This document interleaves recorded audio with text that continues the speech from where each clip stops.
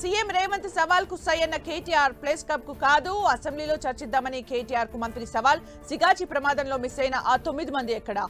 ఇలాంటి interesting top 10 Telangana వార్తలు ఇప్పుడు చూద్దాం. రాష్ట్రంలోని చిన్నారులు మహిళల భద్రతకు తమ ప్రభుత్వం అధిక ప్రాధాన్యత ఇస్తోందన్నారు సీఎం రేవంత్ రెడ్డి.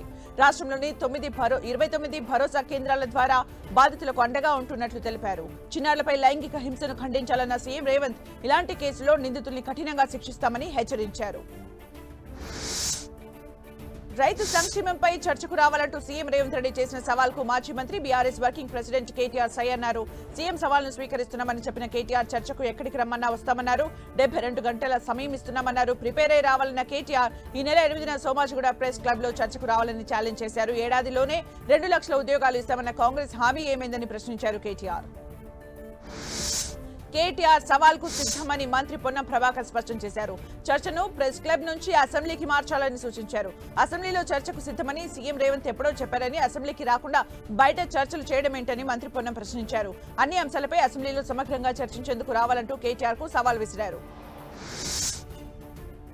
హైదరాబాద్ లోని సనత్ నగర్, అల్వాల్, కొత్తపేట ప్రాంతాల్లో ప్రభుత్వం నిర్మిస్తున్న టిమ్స్ హాస్పిటల్స్, అలాగే Warangal multi super speciality hospital నిర్మాణ పనులపై ఆరోగ్య శాఖ మంత్రి దామోదర్ రాజ్ నరసింహ సమీక్ష చేశారు.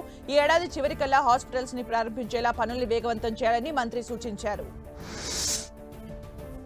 తెలంగాణ బీజేపీ రాష్ట్ర అధ్యక్షుడిగా బాధ్యతలు చేపట్టిన రామచంద్రరావు కాంగ్రెస్ పై విమర్శలు గుప్పించారు.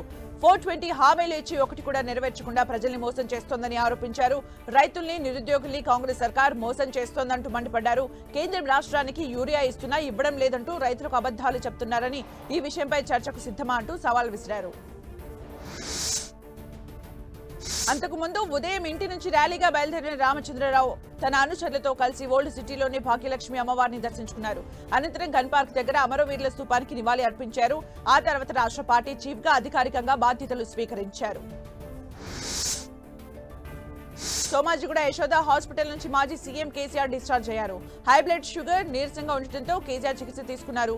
అయితే ఆరోగ్యం కుదుట పట్టడంతో ఇవాళ హాస్పిటల్ నుంచి డిశ్చార్జ్ అయ్యారు. డిశ్చార్జ్ తర్వాత కేసీఆర్ బంజ్ ఆయిల్స్ నందినగర్ నివాసానికి వెళ్లారు. 2 రోజులు అక్కడే ఉండనున్నారు. పాసమైలారం ఘటనలో మృతదేహాల గుర్తింపు కొనసాగుతోంది. మృతదేహాలను గుర్తించేందుకు డీఎన్ఏ పరీక్షలు కొనసాగుతున్నాయి. మృతుల కుటుంబ సభ్యుల నుంచి బ్లడ్ శాంపిల్ సేకరిస్తున్న వైద్య సిబ్బంది డీఎన్ఏ పరీక్షలు నిర్వహించి మృతదేహాలను వారి కుటుంబ సభ్యులకు అప్పచెప్తున్నారు. మరోవైపు ఇప్పటి వరకు మరో 9 మంది మృతదేహాల ఆచూకీ లభ్యం కాలేదని స్థానికులు తెలిపారు. గల్లంతైన మృతదేహాల కోసం రెస్క్యూ టీం గాలింపు చర్యలు కొనసాగిస్తుంది.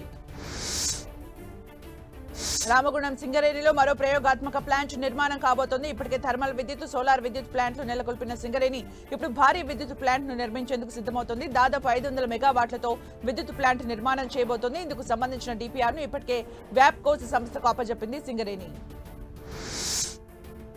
హన్మకొండ జిల్లా పరకాల ప్రభుత్వ సివిల్ హాస్పిటల్ ని జిల్లా కలెక్టర్ స్నేహ శబరీష్ ఆకస్మిక తనిఖీ చేశారు. హాస్పిటల్లో పలు రికార్డుల్ని పరిశీలించి సిబ్బందిపై ఆగ్రహం వ్యక్తం చేశారు. ప్రతిరోజు రికార్డుల్లో పేషెంట్లు, వైద్యుల వివరాలు నమోదు చేయాలంటూ వారిని కలెక్టర్ సూచించారు.